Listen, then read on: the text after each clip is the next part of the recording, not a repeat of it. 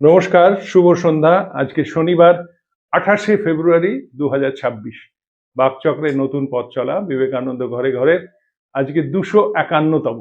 গত সপ্তাহে 250তম সাপ্তাহিক ধারাবাহিক বক্তৃতামালায় আমাদের প্রাককথন তথা বক্তৃতা দুটোই একটু দীর্ঘায়িত ছিল স্বাভাবিক কারণে। আজকে আর সেই দীর্ঘায়িত করার স্কোপ নেই। আজকে আবার আমরা সেই রুটিন পদ্ধতি এগিয়ে চলেছি। আজকেও বক্তা এবং বিষয় কোনো পরিবর্তন নেই। বক্তা শ্রী তরুণ গোস্বামী। বিষয়, যেহেতু আজকে মাসের শেষ শনিবার, আজকে আমাদের প্রথা অনুযায়ী, বাকচক্রের প্রথা অনুযায়ী আজকের অনুষ্ঠানটা আমরা পুরোপুরি শ্রীমায়ের প্রতি উৎসর্গীকৃত করা আছে। সুতরাং আজকের বিষয় শ্রীমা, যদিও তার সঙ্গে স্বামীজি এবং ঠাকুর এসেই যাবেন, সেটা তরুণবাবুর মুখেই শুনবেন।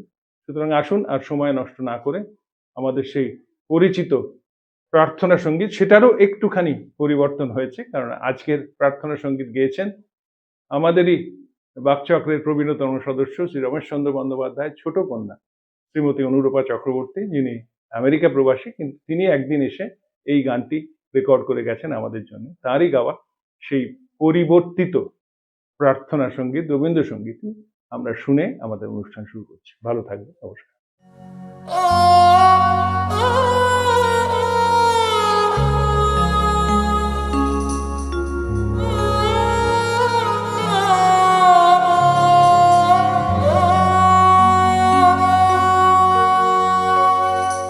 জীবন যখন শুকায়ে যায়, করুণা ধারায় এসো,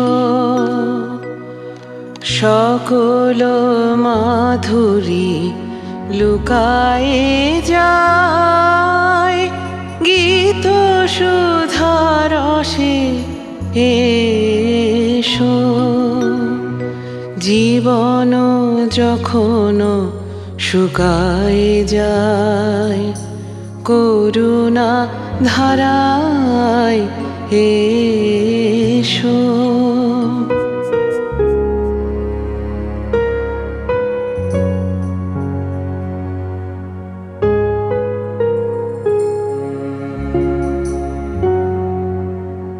কর্ম যখন প্রবল আকার, গরজি উঠিয়া ঢাকে চারিধার। কর্ম যখন প্রবল আকার, গরজি উঠিয়া ঢাকে চারিধার। হৃদয় প্রান্তে হে জীবননাথ, শান্ত চরণে এসো। জীবন যখন শুকায়ে যায়, করুণা ধারায় এসো।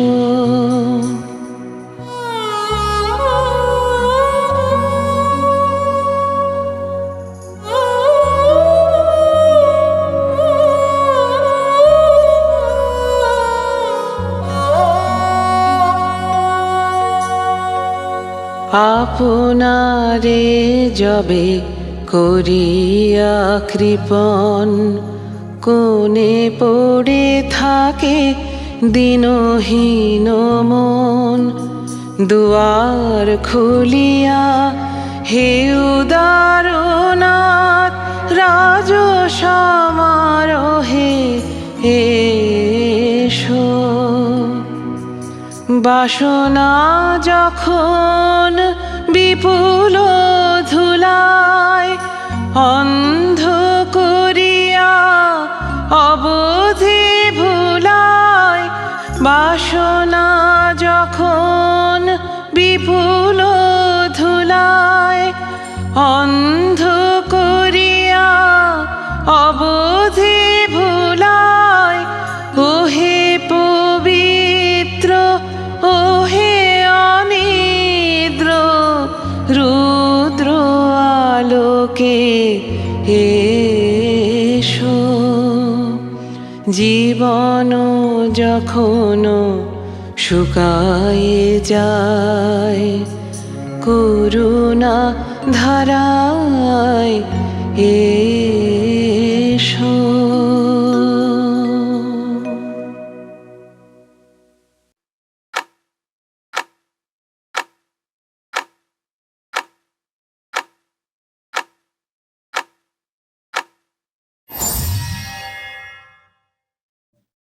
সুধীবৃন্দ, শ্রীরামকৃষ্ণ সম্বন্ধে সাধারণ মানুষের ধারণা হচ্ছে সিনেমার গুরুদাস বন্দ্যোপাধ্যায়।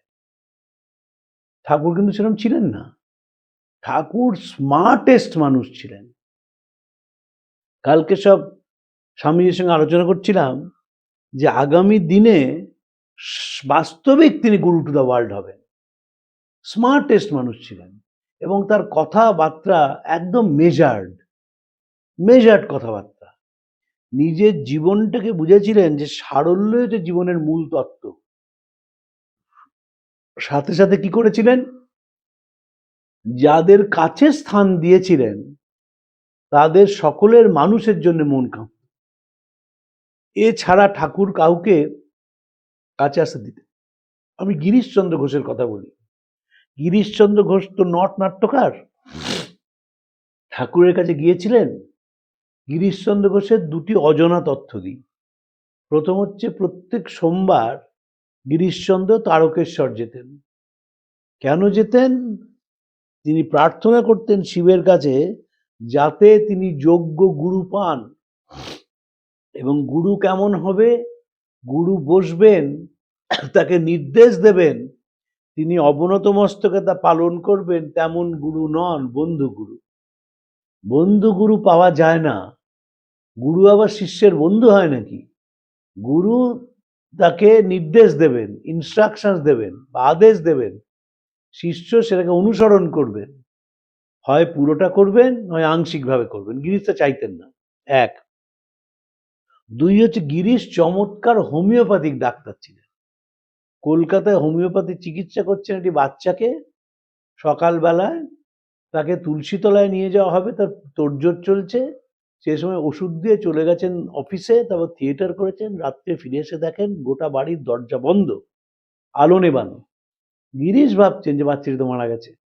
খুব মন খারাপ। তারপর দরজায় করাঘাত করাতে সেই বাচ্চাটির জ্যাঠামশাই এসে দরজা খুলেছেন। বলছেন যে, আরে গিরিশবাবু, আপনি এসছেন? বললেন, খুব ভয়ে ভয়ে জিজ্ঞেস করছেন ছেলেটি কেমন আছে। বললো, আপনার এক দাগ ওষুধেই সম্পূর্ণ ঠিক হয়ে গেছে এবং ও তো এখন ঘুমাচ্ছে, সারাদিন ছোটাছুটি করেছে, আপনার ওষুধে ঠিক হবে না। গিরিশ আর স্ট্রেনটা নিতে পারলেন না, হোমিওপ্যাথির চিকিৎসা ছেড়ে দিলেন। এত লোক বাড়িতে আসতো যে প্রায় নাটক করাই বন্ধ হয়ে যেত। গিরিশ ঘোষ কতখানি হোমিওপ্যাথিক চিকিৎসার ব্যাপারে সিরিয়াস ছিলেন তার একটি উদাহরণ দিচ্ছি। 1906 সালে স্বামী অভেদানন্দজিকে চিঠি লিখছেন, তুমি মেটেরিয়া মেডিকার যে নতুন এডিশন সেটা অবিলম্বে আমাকে পাঠাও। এত রুগী বাড়ছে যে তাদের চিকিৎসা আধুনিক পদ্ধতিতে না করলে হবে না। তাই ঠাকুর স্থান দিয়েছিলেন। ঠাকুর স্থান দিয়েছিলেন নরেন্দ্রনাথকে, যিনি ছোট বয়স থেকেই নেওয়ার থেকে দেওয়ায় বেশি তার আগ্রহ ছিল। বাড়ির দোতলায় থাকতেন ছোট শিশু, যে সন্ন্যাসী বাড়ির সামনে দিয়ে যাচ্ছে তাকে হাতের কাছে যা পেতেন দিয়ে দিতেন। এই দেওয়ার লোকটাকে ঠাকুর গ্রহণ করেছিলেন এবং তৃতীয় জন যার দেওয়ার লোকটিকে গ্রহণ করেছিলেন তিনি হচ্ছেন শ্রীমা।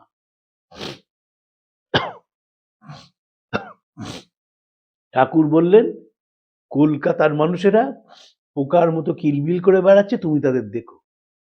এই যদি শুধু বলতেন, কারো কিছু বলার ছিল না, কিন্তু গোটা জীবন তাকে দেখতে হয়েছিল তাদের। ঠাকুর মা বলছেন যে, বাবা, তিনি তো বেছে বেছে দীক্ষা দিতেন, কিন্তু আমার কাছে যখন হুড় করে মানুষ আসে, সবাইকে দীক্ষা দিতে হয়, তাদের অনেকেই জব ধ্যান করে না। মার অসুস্থ শরীর, বাতের ব্যথা, তবুও ভোরবেলায় উঠে তার জন্য জব করতেন। মানুষের সঙ্গে সংযোগ রাখা। আমি যে কথাটা বলি সেটা অনেকে মানতে রাজি হন না। আমি যেহেতু নিজে ব্যক্তিগতভাবে প্রাতিষ্ঠানিক ধর্মে বিশ্বাস করি না, তাই আমি বিশ্বাস করি যে ঠাকুর যখন নরেনকে বলছেন ঈশ্বরকে, হ্যাঁ দেখেছি ঈশ্বরকে, তোকেও দেখাতে পারি, কে তাকে দেখতে চায় বল, এটা তিনি মন্দিরের বিগ্রহ সম্বন্ধে বলছেন না, বা যে ঈশ্বরের কথা আমরা বলি তার সম্বন্ধে বলছেন না। ঈশ্বর মানে হচ্ছে মানুষ। ঈশ্বর কেমন দেখতে এমন কোনো মানুষ নেই যার সেই আগ্রহটা নেই। ঈশ্বর লম্বা না বেঁটে, ঈশ্বর মোটা না রোগা, ঈশ্বর সাদা না কালো আমরা সবাই জানতে চাই। যাকে জানতে চাই না সেটা হচ্ছে মানুষ। মানুষকে আমরা জানতে চাই না। তাই বলছেন কে তাকে দেখতে চায় বল। ঠাকুর সব সময় মানুষের সঙ্গে নরেন্দ্রনাথকে যুক্ত করে দিয়েছেন। আমি ঋষিকেশ একজন সাধুকে জিজ্ঞেস করেছিলাম যে ব্রহ্মজ্ঞ পুরুষ যখন হয় তার কি হয়? সে কি সামনে কৃষ্ণকে দেখে, বিষ্ণুকে দেখে, কালীকে দেখে, গণেশকে দেখে, দুর্গাকে দেখে? বলে না, সে সামনে একটা অদ্ভুত উজ্জ্বল আলোকে দেখে, এবং যে মুহূর্তে সেই আলোটাকে দেখার চোখ তৈরি হয় সেই মুহূর্ত থেকে সে মানুষের মধ্যে সেই আলোটাকে দেখতে পায়। তাই তাকে ব্রহ্মজ্ঞ বলা হয়, যে আলোটাকে সে দেখছে জপের মধ্যে, ধ্যানের মধ্যে, আশেপাশে, এবং মানুষের মধ্যে সেই আলোটাকে দেখতে পাচ্ছে। স্বামীজিকে ঠাকুর সেটি করেছিলেন। মাকেও ঠাকুর সেই সাধারণ মানুষের সঙ্গে পরিচয় করে দিয়েছিলেন। আটপৌরে জীবন যাদের সংসারের ঘানি টানছে সেই মানুষকে হরিকথা শোনানো অত সোজা কাজ নয়। ঠাকুরের কাজটা অনেক সোজা ছিল। দক্ষিণেশ্বরে তিনি রাসমণির বাগান বাড়িতে থাকতেন। দিনের ঘন্টা হিসেব করা ছিল। যখন তার ব্যক্তিগত জীবন, তার ব্যক্তিগত জীবন, সেখানে তিনি জপ ধ্যান করছেন, ঝাউতলায় যাচ্ছেন, স্নান করছেন ইত্যাদি। কিন্তু কখন মানুষের সামনে এসে আসবেন সেটা টাইম ইজ ফিক্সড। শনিবার রোববার কলকাতার ভক্তরা যেত, তিনি তাদের একটা ফিক্সড টাইমে মিশতেন। তারপর যেই সন্ধ্যে হয়ে গেল, বাড়ি চলে গেল, তখন তার নিজের জীবন। মা তা নয়, মা একে মহিলা, তাই সারাদিন লোক আসছে তার কাছে। এই উদ্বোধনের বাড়িতে শারদানন্দজি চেষ্টা করেছিলেন করার নিয়ম করে যে মা এই সময় থেকে এই সময় দর্শন দেবেন, মা আসবেন ইত্যাদি। সে নিয়ম কেউ মানলেও না। শারদানন্দজি বুঝলেন এই নিয়ম চালু করা যাবে না এখানে। সারাদিন লোক আসছে, এবং সেই লোকদের সংসারের জ্বালা যন্ত্রণা শুনে তাদের উপদেশ দেওয়া, তাদের মনটাকে ঠান্ডা করা অত সোজা জিনিস নয়। সুনীল গঙ্গোপাধ্যায় আমাকে কথা বলতেন। তিনি একটি অনবদ্য প্রবন্ধ লিখেছিলেন, মার জন্মের ১৫০ দেশ পত্রিকায় বেরিয়েছিল। বলতেন, দেখ, ঠাকুর তার সময় অনেক সমালোচিত হয়েছিলেন। মৃগী রুগী কিনা অনেকেই তাকে বলতো, পাগল কিনা বলতো। স্বামীজিকেও কত মানুষ কত সমালোচনা করেছে, মার কোনো সমালোচনা নেই। কেন সমালোচনা নেই? কারণ মা প্রত্যেক মানুষকে তার ভাবে ব্যবহার করেছেন, এবং সেইভাবে তাকে দেখেছেন। এখন কলকাতায় খুব জনপ্রিয় হয়েছে তারা সুন্দরী। ৫০০, ৮০০, ১০০০ টাকার টিকিট, সেখানে মানুষ দেখতে চলে যাচ্ছে। যারা যাচ্ছেন তার ৯০% তারা সুন্দরীর জীবনে কিছুই জানেন না। তারা সুন্দরী দেবীর জীবন অসম্পূর্ণ যদি সারদামার কথা না বলেন। যেমন বিনোদিনীর জীবন অসম্পূর্ণ, বিনোদিনীর জীবন লিখতে পারবেন না যদি শ্রীরামকৃষ্ণের আশীর্বাদের কথা না বলেন। এই তারা সুন্দরী দেবীকে মা আগলে নিয়েছিলেন। উদ্বোধনের বাড়িতে তারা সুন্দরী এসে তো গান গাইতে পারতেন না। তারা সুন্দরীকে নাটকের ডায়ালগ বলতে হতো মার কাছে। তারপর সেইখানে মার খাবার পাত থেকে খাবার তুলেই, আমি আলোচনা করেছি বিশদে এগুলো। কিন্তু তারা সুন্দরী সেই রকম ছিল, এবং সারদা মা গোটা জীবনটা মানুষের জন্যে অতিবাহিত করলেন।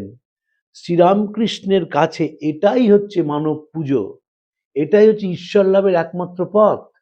ক্রিস্টোফার ইসারুর স্বামী গম্ভীরানন্দের history of the Ramakrishna Math and মিশনে বলছেন যে মানুষের যন্ত্রণাকে অনুভব করে তা প্রশমিত করার নামই হচ্ছে রামকৃষ্ণ ভাব আন্দোলন। এবং ঠাকুর কি করেছিলেন? সবচেয়ে কাছের যে দুজন মানুষ, সারদা মা এবং স্বামীজি, তাদের গোটা জীবন মানুষকে সেবায় অতিবাহিত করালেন। মা কোথাও কিন্তু গুরুমা হিসেবে বললেন না, নিজেই তো বললেন যে আমি গুরুপত্নী না, কথার কথা মা না, পাতানো মা না, আমি সত্যিকারের মা, বললেন তো। এবং গোটা জীবনটা পার করলেন সেইভাবে। যন্ত্রণাক্লিষ্ট মানুষ তার কাছে এসেছেন, আনন্দ নিয়ে বাড়ি ফিরে গেছেন। মার খুব শরীর খারাপ, জ্বর, সোহরাব মোদী এসেছিলেন, ভাবুন, মানুষের কাছে শুনেছেন, এখনকার মতো নয়।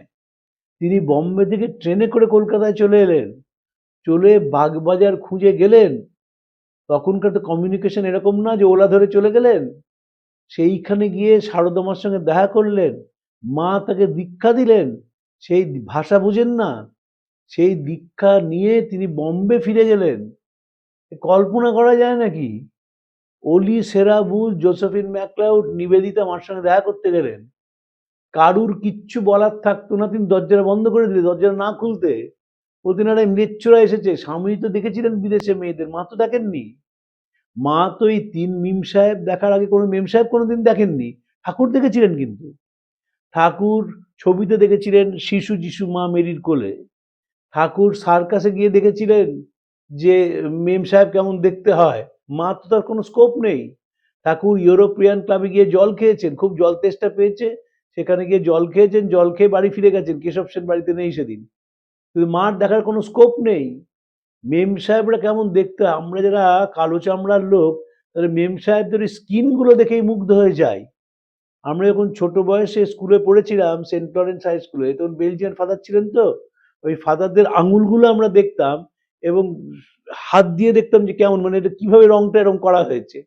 তো সেই ৩ মেম সাহেব এসেছেন, তাদের সঙ্গে এমনভাবে কথা বললেন, খাবার খেলেন, সেটি সম্ভব হয় না। এবং নেতৃত্ব দানের মার যে ক্ষমতা, এই যে রামকৃষ্ণ মিশনের পিছনে সাহেবরা লাগলো, স্বামীজিকে গ্রেপ্তার করবেই, সে সম্বন্ধে মার উক্তি হচ্ছে, নরেন বেঁচে থাকলে ঠিক নরেনকে তারা ফটকে ঢোকাতো, তিনি বলেছিলেন। এবং লর্ড কারমাইকেল যে কথাটা বলেছিলেন, সেই কথা সিপিএমও বলতে পারেননি। কালকে আমি রহড়ায় গিয়েছিলাম, সেই চেয়ারটা, আমি স্বামীজিদের বলছিলাম, আমি সেই চেয়ারটার সাক্ষী, যেখানে স্বামী শিবমানন্দজির মাথায় গরম চা ঢেলে দেওয়া হয়েছিল। তিনি যে চেয়ারটায় বসতেন, এখন সে চেয়ারটায় কেউ বসে না, কিন্তু প্রিন্সিপাল মহারাজের ঘরে বললাম এই সেই চেয়ার। কারণ যে ঘটনার পরের দিন আমি তার কাছে গিয়েছিলাম এবং আমাকে কাঁদতে দেখে মহারাজ নানাভাবে আমাকে সান্ত্বনা করার চেষ্টা করেছেন। আমি তখন স্কুলে পড়ি, কিন্তু এই মানুষের গায়ে গরম জল ঢেলে দেওয়ায় তার কি অসীম কষ্ট হতে পারে সেটা বুঝতে পারি। রামকৃষ্ণ মিশন তার থেকেও বড় আঘাত পেয়েছিল কারমাইকেলের কাছে। কারমাইকেল তার কলকাতায় বক্তৃতায় বললেন, রামকৃষ্ণ মিশন বিপ্লবের আন্দোলন, বিপ্লবী সংস্থান, এবং এর ভেতরে যারা আছে তারা আসলে বিপ্লবীদের আড়কাঠি। ভাবা যায় নাকি এগুলো, মানে কনস্পিরেটার। তারা হচ্ছে, সেইটা আসল কাজ হচ্ছে বিপ্লব, ওই সমাজসেবা, এসব মুখের ব্যাপার। চার্লস টেগার তিনি রেগে গেলেন রামকৃষ্ণ মিশনের পেছনে। লেখা হলো যে ঠাকুর যে মা মা করে ডাকছেন, স্কটল্যান্ড ইয়ার্ড বলল যে আসলে ঠাকুরের মা হচ্ছেন ভারত মাতা, এবং তিনি মানুষকে জাগরণের কথা বলছেন। শারদানন্দজিকে যখন এই সমালোচনা করা হলো রামকৃষ্ণ মিশনকে, তিনি সাধারণ সম্পাদক, তিনি কি করবেন বুঝে উঠতে পারছেন না। স্বাভাবিক, কি করবেন? চিঠি দিয়েছেন, সেই চিঠিটার কোনো অ্যাকনলেজমেন্ট নেই, কিন্তু আঘাত আসছে মিশনের ওপর, প্রত্যেক দিন আঘাত আসছে। মিশনের তরুণ সন্ন্যাসীরা বাইরে যাচ্ছেন, তাদের নানাভাবে হ্যারাস করা হচ্ছে এবং সকলকে জিজ্ঞেস করা হচ্ছে যে তোমরা এই কম বয়সে সাধু কি করে হলে? কারণ সাহেবদের তো সাধুদের ধারণা ছিল না, তারা দেখতেন হিমালয়ে জটাজুট করে একজন ঘুরে বেড়াচ্ছে, তিনিই সাধু। একটা শহরের মধ্যে থাকবে, মাছ ভাত খাবে, গেরুয়া একটা লুঙ্গি পরবে, ওপরে একটা পাঞ্জাবি পরবে, মাথা ন্যাড়া হবে, তারা সমাজ সেবা করে বেড়াবে, এই সাহেবদের ধারণাই ছিল না। সেই সময় শারদানন্দজিকে মা একটা উপদেশ দিলেন। এই উপদেশটা আমার ব্যক্তিগতভাবে মনে হয় সবচেয়ে বড় উপদেশ। তুমি নিজে গিয়ে একবার কথা বলো। আমরা যে যুগে থাকি, ভার্চুয়াল ওয়ার্ল্ড, তাতে আমরা মেসেজ করায় অভ্যস্ত হয়ে গেছি, আমাদের আই টু আই কন্ট্যাক্ট হয় না। মেসেজেই সব কিছু হয়ে যায়, হোয়াটসঅ্যাপেই সব কিছু হয়ে যায়। আপনি কাউকে ফোন করবেন কি, ফোন করবেন না, ফোনটা করেন না, বললেন মেসেজ করে দেখি, আর ইউ ফ্রি নাও, তখন ফোন করবো। সারদা মা বলেন তুমি একবার নিজে গিয়ে কথা বলো। সব সারদা চারদিকে উপদেশ দেওয়ার লোক ছিলেন, তারা কিছু বললেন না, যেহেতু মা বলেছেন, কিন্তু মনে মনে সবাই বুঝলেন যে কোনো কাজ হবে না। যারা চিঠিটাকেই অ্যাকনোলেজ করেনি, তাকে আর গিয়ে কি কাজ হবে? তবুও শারদানন্দজি গেলেন, যেহেতু মা বলেছেন, এবং গিয়ে কথা বলতেই কারমাইকেলের মনে পরিবর্তন হলো। তিনি উইথড্র করলেন তার সেই স্টেটমেন্ট। দেখুন, এখন আপনি বলতে পারেন কথাটা ঠিক, 1916 সালে কিন্তু এটা সাংঘাতিক। একটা ব্রিটিশ অফিসার, গভর্নর, তিনি একটা স্টেটমেন্ট করেছেন, তারপর নিজেই সেই স্টেটমেন্টটাকে উইথড্র করছেন, বলছেন আমি যা বলেছি ভুল বলেছি, আমার কাছে সঠিক তথ্য ছিল না। তথ্য তো প্রোভাইড করেছেন আইসিএস অফিসাররা। সেটা এখনকার দিনে কিছু বোঝা যাবে না, কিন্তু তখনকার দিনের মারাত্মক অবস্থা। সে কারমাইকেল পাল্টে ফেললেন তার মত। জোসেফিন ম্যাকলাউড এবং কারমাইকেল ঢাকা রামকৃষ্ণ মিশনে গেলেন, তার ঢাকা শহরে যখন গিয়েছিলেন, জোসেফিন ম্যাকলাউডকে শারদানন্দজি বললেন, victory victory to you canteen. তিনি স্বামীজির ঘরের দিকে তাকিয়ে বললেন, victory to me, victory to the touchstone over there. আমাকে কি বলছি আমি জিতেছি? জিতেছে হচ্ছে ওই যে ওইখানেই তার সেই টাচস্টোনটার পরশমণিটা রয়েছে। মা বললেন, শরৎ তুমি গিয়ে নিজে একবার কথা বলো।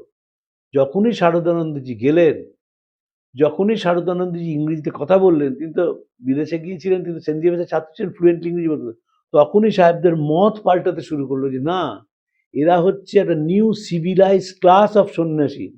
আমরা যে সন্ন্যাসীদের দেখেছি, যারা গাঁজা খায়, যারা জটাজুট নিয়ে থাকে, যাদের সঙ্গে সমাজের কোনো যোগাযোগ নেই, এরা সেই সন্ন্যাসী নয়। এরা সন্ন্যাসী of a different class all together. এবং কারমাইকেল সহায়তা করতে শুরু করলেন।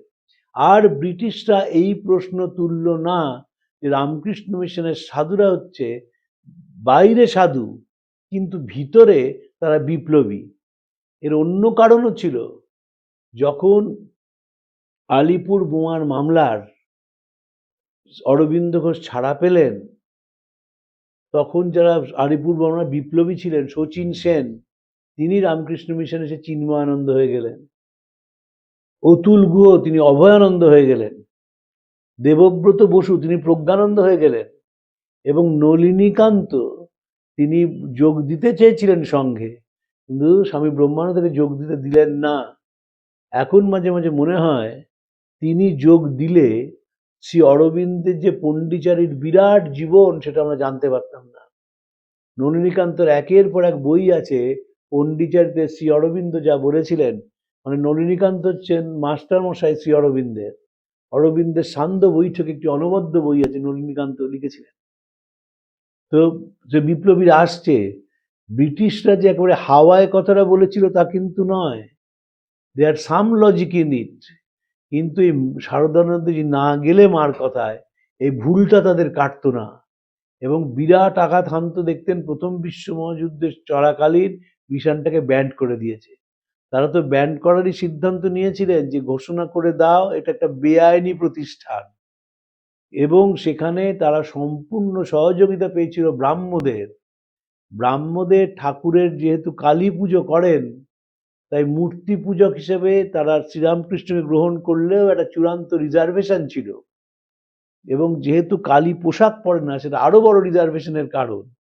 স্বামীজিকে কলকাতায় ফিরে আসার পর তার স্কটিশ চার্চ কলেজের ব্রাহ্ম বন্ধুরা বলেছিলেন যে নরেন, সব তো বুঝলাম, তুমি বিদেশ মাতিয়ে এলে, তুমি এত পণ্ডিত, এরম গান গাও, তুমি ওই লোকটাকে মানলে কেন? স্বামীজি কি উত্তর দিয়েছিলেন? সে উত্তরটা অনুধাবনযোগ্য। কি করব ভাই, একদিন তিনি আমাকে দেখিয়ে দিলেন যে তিনি রাম এবং কৃষ্ণ। একবার যাচ্ছেন স্বামীজির সামনে দক্ষিণেশ্বরের বারান্দা দিয়ে, যখন যাচ্ছেন তখন স্বামীজি দেখছেন রাম, যখন ফিরছেন তখন দেখছেন কৃষ্ণ। এক্সপিরিয়েন্সের তো কোনো প্যারালাল নেই।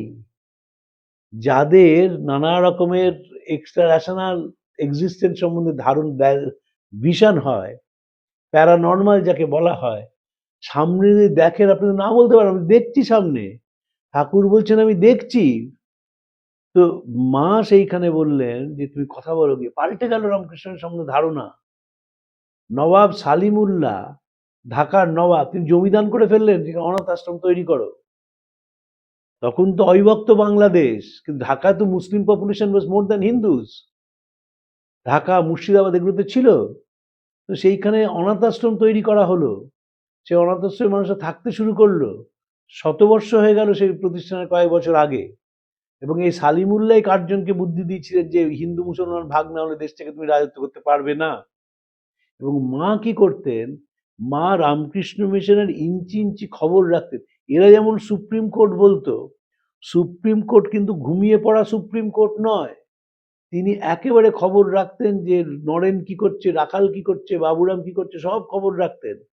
এবং খুব দুঃখ পেয়েছিলেন জয়রামবাটিতে কয়েকটি মানুষের রিয়াকশনে। তাদের মা বললেন, যাও বাবা, তাদের খুব ইচ্ছে বেলুড় মঠ দেখতে যাবে। স্বামীজি তখন নেই, চলে গেছেন স্বামীজি।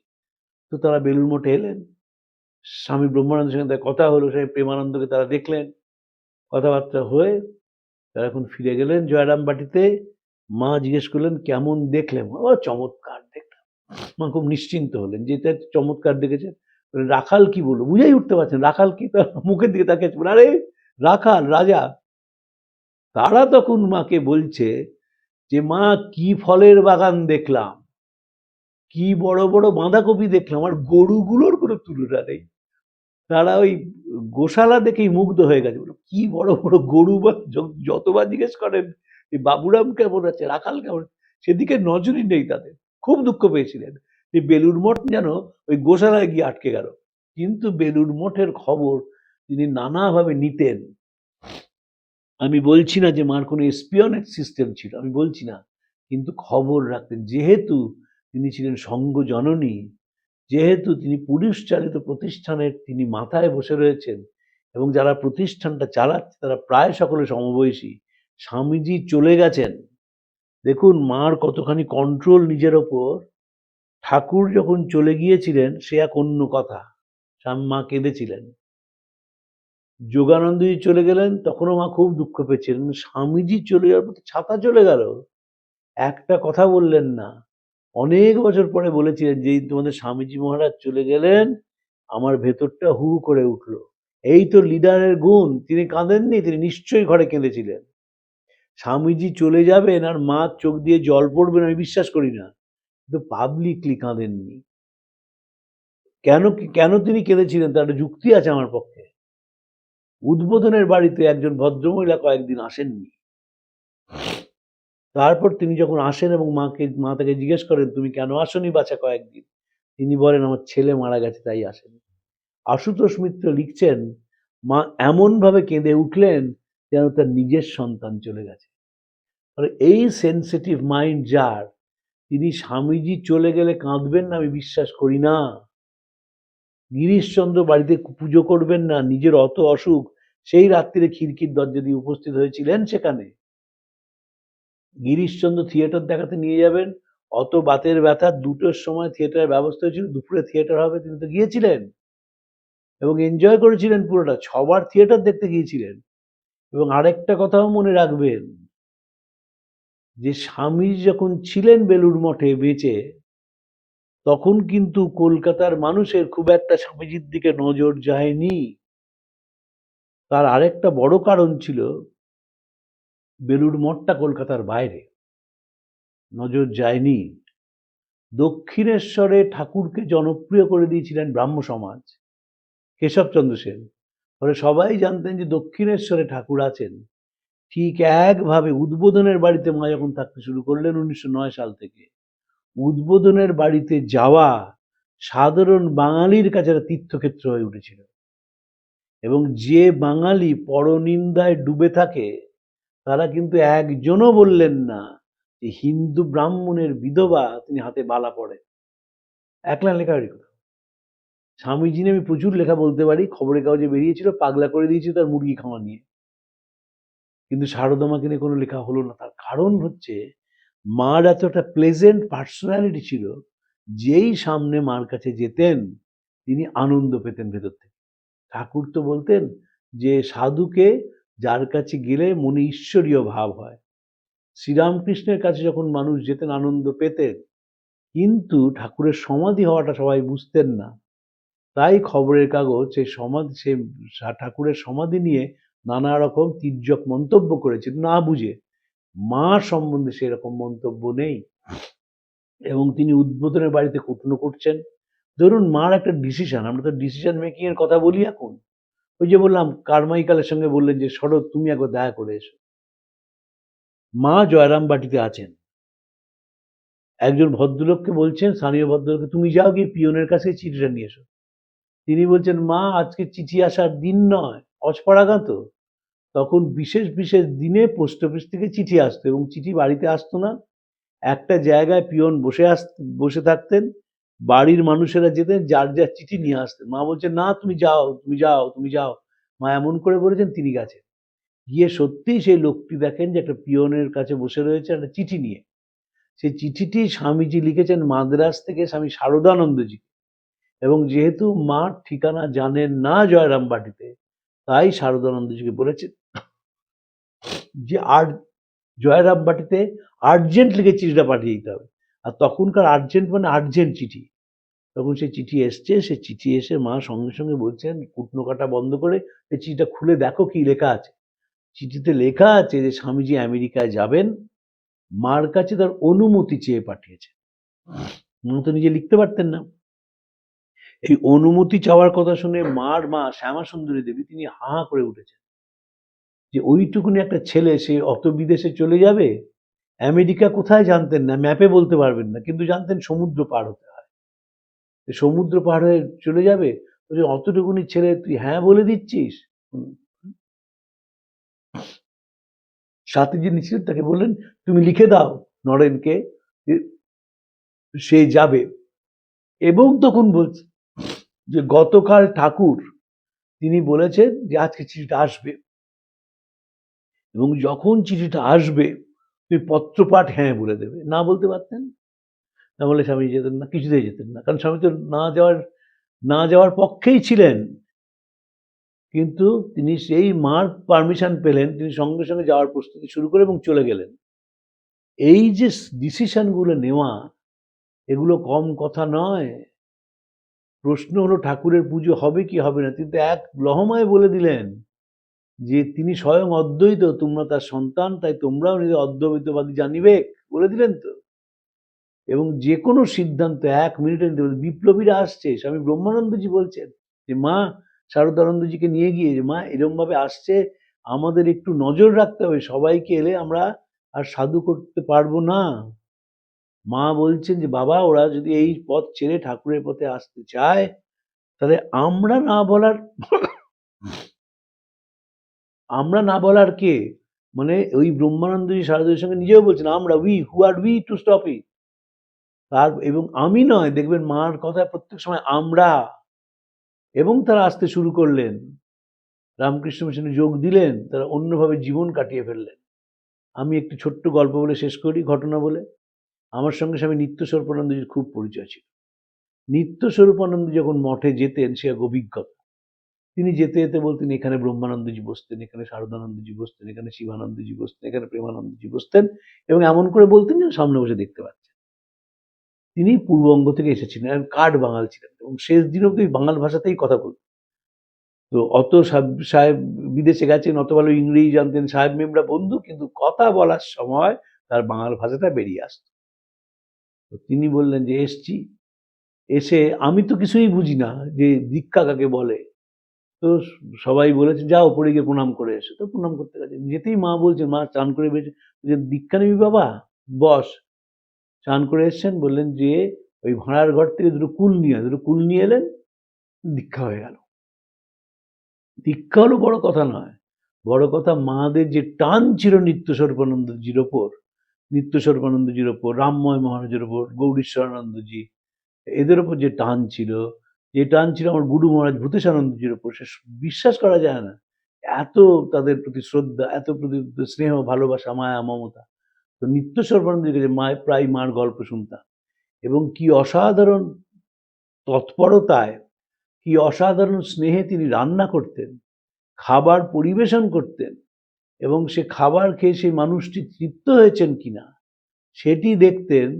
সে আর ভাষায় প্রকাশ করা যায় না। তার কারণ হচ্ছে যে সবকিছুই ছিল তার কাছে পুজো, সবকিছু পুজো ছিল।